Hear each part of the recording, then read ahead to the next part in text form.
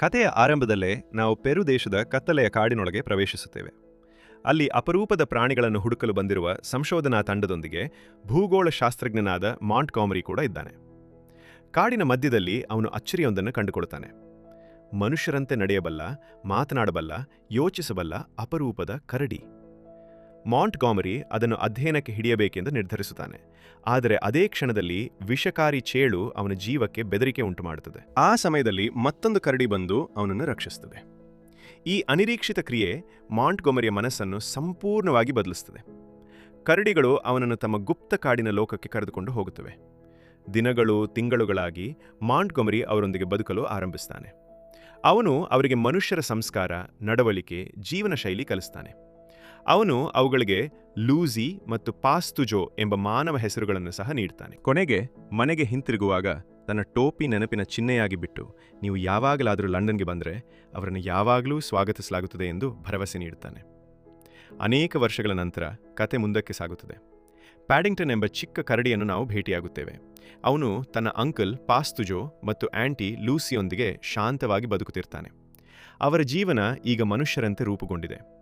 ಅವರು ಹುಳಿ ಹಣ್ಣುಗಳನ್ನು ಸಂಗ್ರಹಿಸಿ ಯಂತ್ರಗಳ ಮೂಲಕ ಜ್ಯೂಸ್ ಮತ್ತು ಇತರ ತಿನಿಸುಗಳನ್ನು ತಯಾರಿಸುತ್ತಾರೆ. ಮಾಂಟ್‌ಗೊಮರಿಯ ಕಥೆಗಳು ಮತ್ತು ಅವನ ವಾಗ್ದಾನವು ಅವರಿಗೆ ಲಂಡನ್ ಬಗ್ಗೆ ಕನಸುಗಳನ್ನು ಹುಟ್ಟಿಸುತ್ತವೆ. ಒಂದು ದಿನ ನಾವು ಲಂಡನ್ಗೆ ಹೋಗಬೇಕು ಎಂದು ಅವರು ಆಗಾಗ ಮಾತನಾಡ್ತಾರೆ.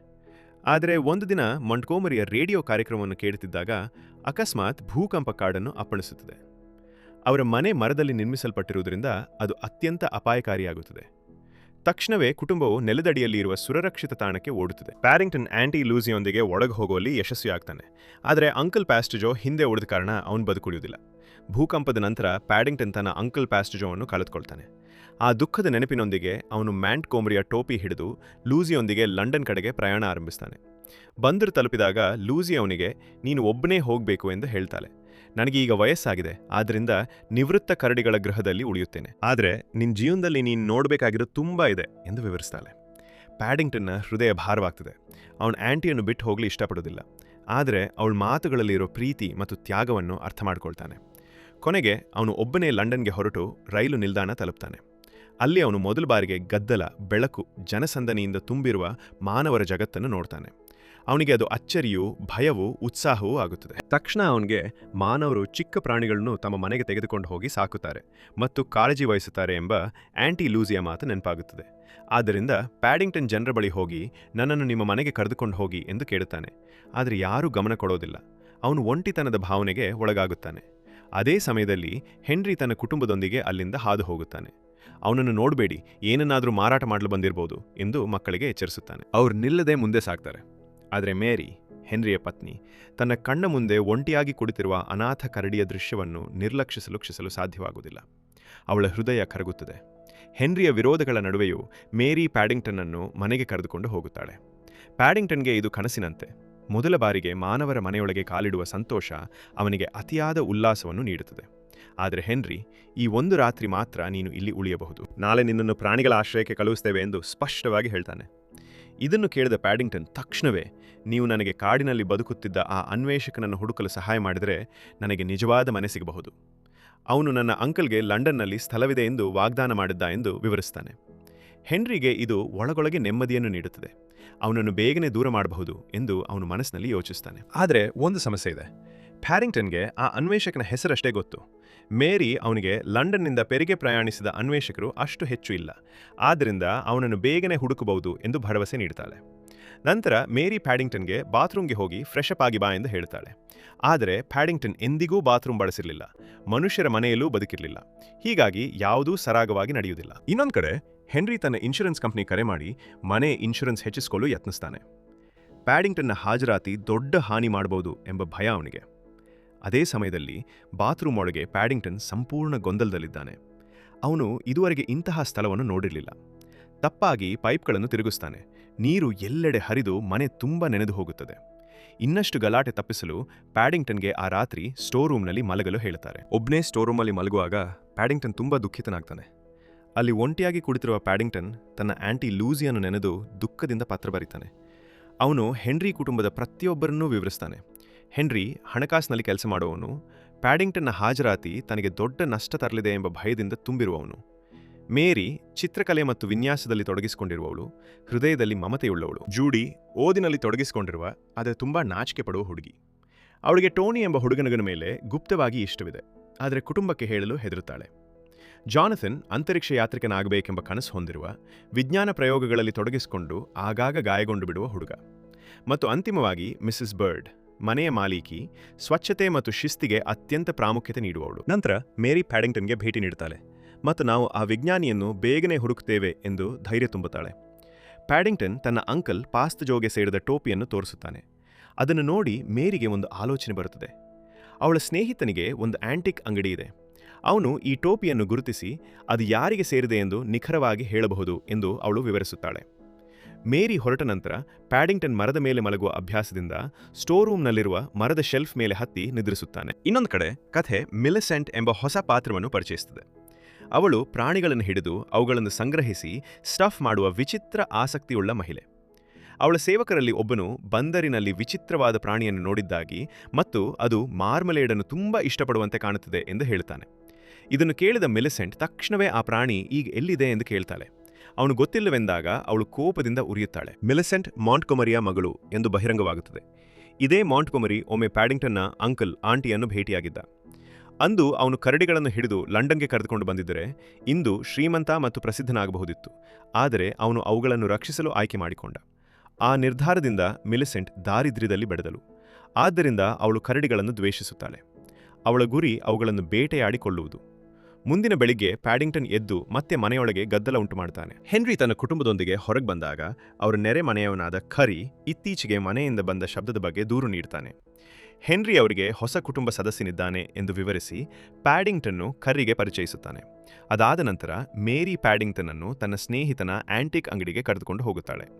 ಪ್ಯಾಡಿಂಗ್ಟನ್ಗೆ ಪ್ರಯಾಣ ಸುಲಭವಾಗುವುದಿಲ್ಲ. ಅವನು ದಾರಿಯಲ್ಲಿ ಸಾಕಷ್ಟು ಕಷ್ಟಪಡ್ತಾನೆ. ಮೇರಿಯ ಸ್ನೇಹಿತೆ ಟೋಪಿ ಪರಿಶೀಲಿಸುತ್ತಿರುವಾಗ ಒಬ್ಬ ವ್ಯಕ್ತಿ ಅಂಗಡಿಗೆ ಬಂದು ತನ್ನ ವಾಲೆಟ್ ಬೀಳಿಸಿಕೊಂಡು ಹೋಗುತ್ತಾನೆ. ಪ್ಯಾಡಿಂಗ್ಟನ್ ಅದನ್ನು ತಕ್ಷಣ ಎತ್ಕೊಂಡು ಅವನು ಹಿಂದೆ ಓಡಿ ಅದನ್ನು ಹಿಂತಿರುಗಿಸಲು ಪ್ರಯತ್ನಿಸ್ತಾನೆ. ಆದರೆ ಆ ವ್ಯಕ್ತಿ ಭಯಪಟ್ಟು ಪ್ಯಾಡಿಂಗ್ಟನ್ ಅಪಾಯಕಾರಿ ಎಂದು ಭಾವಿಸಿ ಓಡಲು ಶುರು ಮಾಡ್ತಾನೆ. ಕೊನೆಗೆ ಪ್ಯಾಡಿಂಗ್ಟನ್ ಅವನನ್ನು ಹಿಡಿದಾಗ ಆ ವಾಲೆಟ್ ಅವನದು ಅಲ್ಲವೆಂದು ತಿಳಿದುಬರ್ತದೆ. ಆ ವ್ಯಕ್ತಿ ವಾಸ್ತವವಾಗಿ ಇತರರ ವಾಲೆಟ್ಗಳನ್ನು ಕದಿಯುವ ಕಳ್ಳ. ಪೊಲೀಸರು ಆಗಮಿಸಿ ಆ ಅಪರಾಧಿಯನ್ನು ಬಂಧಿಸ್ತಾರೆ. ಎಲ್ಲರೂ ಪ್ಯಾಡಿಂಗ್ಟನ್ನ ಪ್ರಾಮಾಣಿಕತೆ ಮತ್ತು ಧೈರ್ಯವನ್ನು ಹೊಗಳುತ್ತಾರೆ. ಮೇರಿಯ ಸ್ನೇಹಿತ ನಂತರ ಆ ಟೋಪಿ ಸಾಮಾನ್ಯದಲ್ಲ ಎಂದು ಹೇಳ್ತಾನೆ. ಅದು ಅನ್ವೇಷಕರ ಸಂಘದ ಸದಸ್ಯರಿಗೆ ಮಾತ್ರ ತಯಾರಿಸಲ್ಪಟ್ಟದ್ದು. ಪ್ಯಾಡಿಂಗ್ಟನ್ ಸಂಘಕ್ಕೆ ಭೇಟಿ ನೀಡಿದರೆ ಆ ಟೋಪಿ ನಿಜವಾಗಿ ಯಾರಿಗೆ ಸೇರಿದೆ ಎಂಬುದನ್ನು ತಿಳಿದುಕೊಳ್ಳಬಹುದು ಎಂದು ಅವನು ಸೂಚಿಸ್ತಾನೆ. ಇನ್ನೊಂದು ಕಡೆ ಮಿಲಿಸೆಂಟ್ ರೈಲು ನಿಲ್ದಾಣದ ರಕ್ಷಕರನ್ನು ಹೊಡೆದು ಅಚೇತನಗೊಳಿಸಿ ಪ್ಯಾಡಿಂಗ್ಟನ್ ನಗರಕ್ಕೆ ಬಂದ ಟ್ಯಾಕ್ಸಿ ಸಂಖ್ಯೆಯನ್ನು ಪತ್ತೆ ಹಚ್ಚಲು ಪ್ರಯತ್ನಿಸ್ತಾಳೆ. ಮನೆಗೆ ಹಿಂತಿರುಗಿದ ಹೆನ್ರಿ ಪ್ಯಾಡಿಂಗ್ಟನ್ ತುಂಬಾ ತೊಂದರೆ ಮಾಡುತ್ತಿದ್ದಾನೆ ಎಂದು ನಂಬಿ ಅವನು ಮನೆಯಲ್ಲಿ ಉಳಿಯಬಾರದು ಎಂದು ನಿರ್ಧರಿಸುತ್ತಾನೆ. ಆದರೆ ಜಾನಥನ್ ಮತ್ತು ಜೂಡಿ ಪ್ಯಾಡಿಂಗ್ಟನ್ಗೆ ತುಂಬಾ ಹತ್ತಿರವಾಗಿದ್ದಾರೆ. ಅವರು ಅವನನ್ನು ತಮ್ಮ ಕುಟುಂಬದ ಒಬ್ಬ ಸದಸ್ಯನಂತೆ ನೋಡಲು ಪ್ರಾರಂಭಿಸಿದ್ದಾರೆ. ತಮ್ಮ ಮಕ್ಕಳಿಗೆ ಪ್ಯಾಡಿಂಗ್ಟನ್ ಎಷ್ಟು ಪ್ರಿಯವಾಗಿದ್ದಾನೆ ಎಂಬುದನ್ನು ಕಂಡು ಹೆನ್ರಿಯ ಹೃದಯ ಮೃದುವಾಗುತ್ತದೆ. ಜಾನಥನ್ ಮತ್ತು ಜೂಡಿ ಪ್ಯಾಡಿಂಗ್ಟನ್ ಅನ್ನು ಪೊಲೀಸರಿಗೆ ಒಪ್ಪಿಸಬಾರದು ಎಂದು ಒತ್ತಾಯಿಸಿದಾಗ ಹೆನ್ರಿ ಕೊನೆಗೆ ಒಪ್ಪುತ್ತಾನೆ. ಅದಾದ ನಂತರ ಪ್ಯಾಡಿಂಗ್ಟನ್ನ ಶತ್ರು ಮಿಲಿಸೆಂಟ್ ರೈಲು ನಿಲ್ದಾಣದಲ್ಲಿ ಅವನನ್ನು ಬಿಟ್ಟ ಟ್ಯಾಕ್ಸಿ ಚಾಲಕನನ್ನು ವಿಚಾರಣೆ ಮಾಡ್ತಾಳೆ. ಚಾಲಕ ಏನೂ ಹೇಳಲು ನಿರಾಕರಿಸಿದಾಗ ಮಿಲಿಸೆಂಟ್ ಅವನನ್ನು ಹಿಂಸಿಸಲು ಆರಂಭಿಸ್ತಾಳೆ. ಭಯದಿಂದ ನಡುಗಿದ ಚಾಲಕ ಕೊನೆಗೆ ಪ್ಯಾಡಿಂಗ್ಟನ್ನ ಸ್ಥಳವನ್ನು ಹೇಳಿಬಿಡ್ತಾನೆ. ಇದರಿಂದ ಮಿಲಿಸೆಂಟ್ ನೇರವಾಗಿ ಹೆನ್ರಿಯ ನೆರೆಹೊರೆಯ ಕರ್ರಿಯನ್ನು ಭೇಟಿಯಾಗುತ್ತಾಳೆ. ಅಪಾಯವನ್ನು ಅರಿಯದೆ ಕರ್ರಿ ಪ್ಯಾಡಿಂಗ್ಟನ್ ಬಗ್ಗೆ ತನಗೆ ತಿಳಿದಿರುವ ಎಲ್ಲವನ್ನೂ ಅವಳಿಗೆ ಹೇಳಿಬಿಡುತ್ತಾನೆ.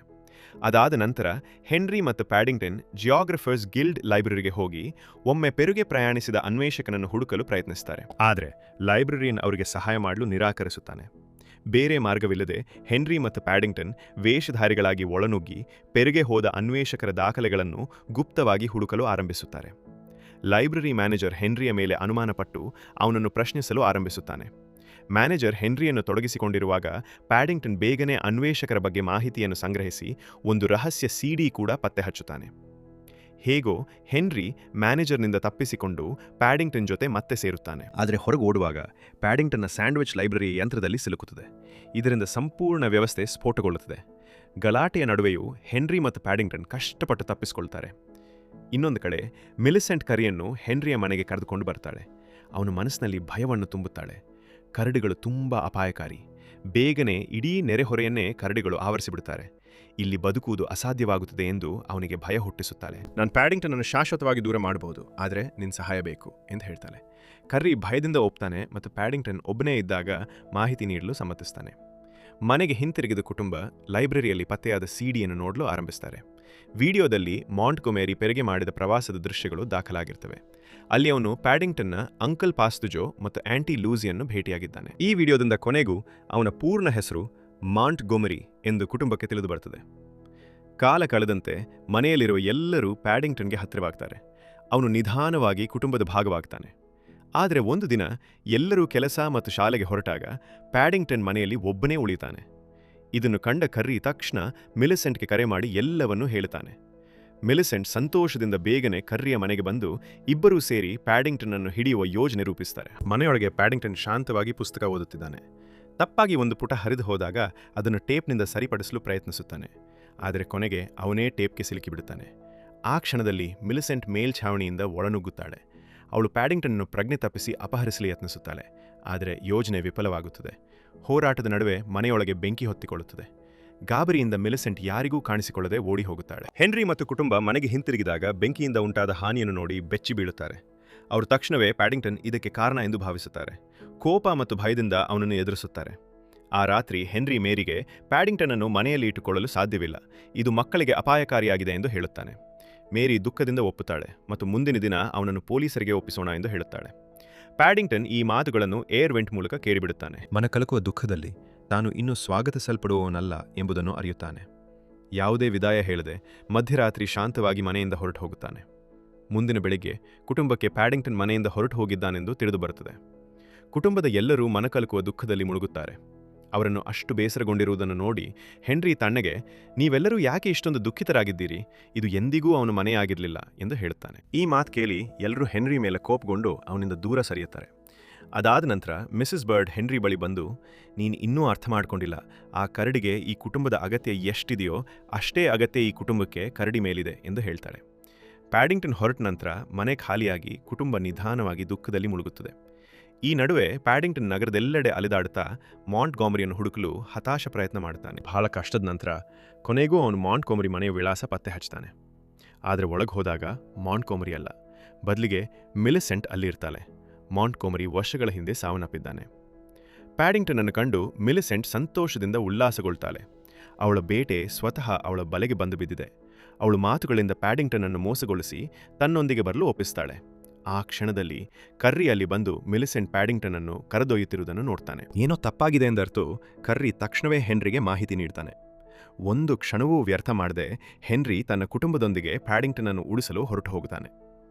ಮಿಲಿಸೆಂಟ್ ಪ್ಯಾಡಿಂಗ್ಟನನ್ನು ಮ್ಯೂಸಿಯಂಗೆ ಕರೆದುಕೊಂಡು ಹೋಗಿ ಕೊನೆಗೂ ಸತ್ಯವನ್ನು ಬಹಿರಂಗಪಡಿಸುತ್ತಾಳೆ. ವರ್ಷಗಳ ಹಿಂದೆ ಅನ್ವೇಷಕರ ಗುಂಪೊಂದು ಅಪರಿಚಿತ ಜೀವಿಗಳನ್ನು ಹುಡುಕಲು ಹೊರಟಿತ್ತು. ಆ ಯಾತ್ರೆಯಲ್ಲಿ ಅವಳ ತಂದೆಯೂ ಭಾಗಿಯಾಗಿದ್ದ. ಅನ್ವೇಷಕರು ಹಿಂತಿರುಗಿದಾಗ ಪ್ರತಿಯೊಬ್ಬರೂ ಅಪರೂಪದ ಮಾದರಿಗಳನ್ನು ತಂದು ಶ್ರೀಮಂತ ಮತ್ತು ಪ್ರಸಿದ್ಧರಾದರು. ಆದರೆ ಅವಳ ತಂದೆ ಪ್ಯಾಡಿಂಗ್ಟನ್ನ ಅಂಕಲ್ ಮತ್ತು ಆಂಟಿಯನ್ನು ಭೇಟಿಯಾದಾಗ ಅವರನ್ನು ಕೊಲ್ಲಲು ನಿರಾಕರಿಸಿದ. ಬದಲಿಗೆ ಅವನು ಅವರನ್ನು ಜಗತ್ತಿನಿಂದ ರಕ್ಷಿಸಲು ಬಯಸಿದ್ದ. ಆ ನಿರ್ಧಾರದಿಂದ ಮಾಂಟ್ಗೊಮೆರಿ ಅನ್ವೇಷಕರ ಸಂಘದಿಂದ ಹೊರಹಾಕಲ್ಪಟ್ಟನು. ಖ್ಯಾತಿ ಮತ್ತು ಸಂಪತ್ತಿನ ಬದಲು ಅವರ ಕುಟುಂಬ ಬಡತನದಲ್ಲಿ ಬದುಕಿತು ಎಂದು ವಿವರಿಸುತ್ತಾಳೆ. ಮಿಲಿಸೆಂಟ್ ತನ್ನ ಜೀವನವನ್ನು ಹಾಳು ಮಾಡಿದ ಕಾರಣಕ್ಕೆ ಕರಡಿಗಳನ್ನು ದೋಷಾರೋಪಣೆ ಮಾಡುತ್ತಾಳೆ. ಅವಳು ಈಗ ಪ್ಯಾಡಿಂಗ್ಟನ್ ಕೂಡ ಉಳಿದ ಪ್ರಾಣಿಗಳಂತೆ ಕೇವಲ ಮಾದರಿಯಾಗಿ ಬಂಧಿಸಲ್ಪಡುವನು ಎಂದು ಘೋಷಿಸುತ್ತಾಳೆ. ಭಯದಿಂದ ನಡುಗಿದ ಪ್ಯಾಡಿಂಗ್ಟನ್ ತಪ್ಪಿಸಿಕೊಳ್ಳಲು ಯತ್ನಿಸ್ತಾನೆ. ಆದರೆ ಮಿಲಿಸೆಂಟ್ ಅವನಿಗೆ ನಿದ್ರೆ ಬರುವ ಇಂಜೆಕ್ಷನ್ ನೀಡಿ ಗ್ಲಾಸ್ ಸೆಲ್ನಲ್ಲಿ ಬಂಧಿಸ್ತಾಳೆ. ಅಷ್ಟರಲ್ಲಿ ಹೆನ್ರಿ ಮತ್ತು ಅವನ ಕುಟುಂಬ ಮ್ಯೂಸಿಯಂಗೆ ಆಗಮಿಸ್ತಾರೆ. ಆದರೆ ಬಾಗಿಲು ಒಳಗಿನಿಂದ ಲಾಕ್ ಆಗಿರೋದ್ರಿಂದ ಜೂಡಿ ಕಟ್ಟಡದ ಮೇಲ್ಭಾಗದ ಜಿಪ್ ಲೈನ್ ಮೂಲಕ ಒಳನುಗ್ಗಲು ಒಂದು ಯೋಜನೆ ರೂಪಿಸ್ತಾಳೆ. ಎಲ್ಲರೂ ಒಪ್ತಾರೆ. ಅದೇ ಸಮಯದಲ್ಲಿ ಮಿಸಸ್ ಬರ್ಡ್ ಮ್ಯೂಸಿಯಂ ಗಾರ್ಡ್ನ ಗಮನವನ್ನು ಬೇರೆಡೆಗೆ ತಿರುಗಿಸ್ತಾಳೆ. ಹೆನ್ರಿ ಮತ್ತು ಕುಟುಂಬ ಮ್ಯೂಸಿಯಂನ ವಿದ್ಯುತ್ ನಿಯಂತ್ರಣ ಕೊಠಡಿಗೆ ತಲುಪ್ತಾರೆ. ಅಲ್ಲಿ ಜಾನಥನ್ ವಿದ್ಯುತ್ ಕಡಿತಗೊಳಿಸ್ತಾನೆ. ಬೆಳಕಾರಿದಾಗ ಮಿಲಿಸೆಂಟ್ ನಿಯಂತ್ರಣ ಕೊಠಡಿಗೆ ಹೋಗಿ ವಿದ್ಯುತ್ ಪುನಃ ಚಾಲನೆ ಮಾಡಲು ಪ್ರಯತ್ನಿಸ್ತಾಳೆ. ಆ ಸಮಯದಲ್ಲಿ ಹೆನ್ರಿ ಕಿಟಕಿಯಿಂದ ಒಳನುಗ್ಗಿ ಪ್ಯಾಡಿಂಗ್ಟನ್ ಒಳಗೆ ತಲುಪುತ್ತಾನೆ. ಅವನಿಗೆ ತಪ್ಪಿಸಿಕೊಳ್ಳಲು ಹೇಳ್ತಾನೆ. ಮಿಲಿಸೆಂಟ್ ವಿದ್ಯುತ್ ಪುನಃ ಚಾಲನೆ ಮಾಡಿದಾಗ ನೆಲದ ಮೇಲೆ ಹೆಜ್ಜೆ ಗುರುತುಗಳನ್ನು ನೋಡಿ ಯಾರೋ ಪ್ಯಾಡಿಂಗ್ಟನ್ನು ರಕ್ಷಿಸಲು ಬಂದಿದ್ದಾರೆ ಎಂದು ಅರಿಯುತ್ತಾಳೆ. ಕೋಪದಿಂದ ಅವಳು ಹಿಂಬಾಲಿಸುತ್ತಾಳೆ. ಪ್ಯಾಡಿಂಗ್ಟನ್ ತನ್ನ ಪ್ರಾಣಕ್ಕಾಗಿ ಓಡಿ ಮ್ಯೂಸಿಯಂನ ಮೇಲ್ಛಾವಣಿಗೆ ತಲುಪುತ್ತಾನೆ. ಮಿಲಿಸೆಂಟ್ ಅವನನ್ನು ಹಿಡಿದು ಕೊಲ್ಲಲು ಯತ್ನಿಸ್ತಾಳೆ. ಆದರೆ ಆ ಕ್ಷಣದಲ್ಲಿ ಹೆನ್ರಿ ಮತ್ತು ಅವನ ಕುಟುಂಬ ಅಲ್ಲಿ ಬಂದು ಪ್ಯಾಡಿಂಗ್ಟನ್ ಮುಂದೆ ನಿಂತು ಅವನನ್ನು ರಕ್ಷಿಸ್ತಾರೆ. ಪ್ಯಾಡಿಂಗ್ಟನ್ ಅವರಿಗೆ, ನನಗಾಗಿ ನಿಮ್ಮ ಪ್ರಾಣವನ್ನು ಅಪಾಯಕ್ಕೆ ತಳ್ಳಬೇಡಿ ಎಂದು ದುಃಖದಿಂದ ಹೇಳ್ತಾನೆ. ತಕ್ಷಣವೇ ಪ್ಯಾಡಿಂಗ್ಟನ್ ತನ್ನ ಚುರುಕು ಬುದ್ಧಿಯಿಂದ ಟೋಪಿ ಒಳಗಿದ್ದ ಮಾರ್ಮಲೇಡ್ ಸ್ಯಾಂಡ್ವಿಚ್ ಅನ್ನು ತೆಗೆದು ಮಿಲಿಸೆಂಟ್ ಕಡೆಗೆ ಎಸೆಯುತ್ತಾನೆ. ಆ ಕ್ಷಣದಲ್ಲಿ ಪಾರಿವಾಳಗಳು ಅವಳ ಮೇಲೆ ದಾಳಿ ಮಾಡಿ ಅವಳನ್ನು ಮೇಲ್ಛಾವಣಿಯಿಂದ ನೇತಾಡುವಂತೆ ಮಾಡುತ್ತವೆ. ಪ್ಯಾಡಿಂಗ್ಟನ್ನ ಜೀವ ಉಳಿಯುತ್ತದೆ. ಆ ದಿನದಿಂದ ಪ್ಯಾಡಿಂಗ್ಟನ್ ಹೆನ್ರಿ ಮತ್ತು ಅವನ ಕುಟುಂಬದೊಂದಿಗೆ ಸಂತೋಷದಿಂದ ಬದುಕ್ತಾನೆ. ಅವನು ಈಗ ನಿಜವಾಗಿಯೂ ಅವರ ಕುಟುಂಬದ ಭಾಗವಾಗಿದ್ದಾನೆ. ಅವನು ಆಂಟಿ ಲೂಸಿಗೆ ಪತ್ರ ಬರೆದು ಎಲ್ಲವನ್ನೂ ವಿವರಿಸ್ತಾನೆ. ಪ್ಯಾಡಿಂಗ್ಟನ್ ಕೊನೆಗೂ ನಿಜವಾದ ಕುಟುಂಬವನ್ನು ಕಂಡುಕೊಂಡಿದ್ದಾನೆ ಎಂಬುದನ್ನು ತಿಳಿದು ಲೂಸಿ ಸಂತೋಷದಿಂದ ಕಣ್ಣೀರಿಡುತ್ತಾಳೆ. ಮಿಲಿಸೆಂಟ್ಗೆ ಪ್ರಾಣಿಗಳನ್ನು ಹಿಡಿದುಕೊಂಡ ಅಪರಾಧಕ್ಕೆ ಶಿಕ್ಷೆಗೊಳಗಾಗ್ತಾಳೆ. ಅವಳಿಗೆ ಮೃಗಾಲಯದಲ್ಲಿ ಪಂಜರಗಳನ್ನು ಸ್ವಚ್ಛಗೊಳಿಸುವ ದಂಡನೆ ವಿಧಿಸಲಾಗುತ್ತದೆ. ಹೀಗೆ ಪ್ಯಾಡಿಂಗ್ಟನ್ನ ಕಥೆ ಒಂದು ಸಾಹಸದಿಂದ ಪ್ರಾರಂಭವಾಗಿ ಸ್ನೇಹ, ಕುಟುಂಬ ಮತ್ತು ಪ್ರೀತಿಯ ಮೂಲಕ ಮುಕ್ತಾಯವಾಗುತ್ತದೆ. ಕೊನೆಯದಾಗಿ ವಿಡಿಯೋ ನೋಡೋದಕ್ಕೆ ತುಂಬ ಧನ್ಯವಾದಗಳು.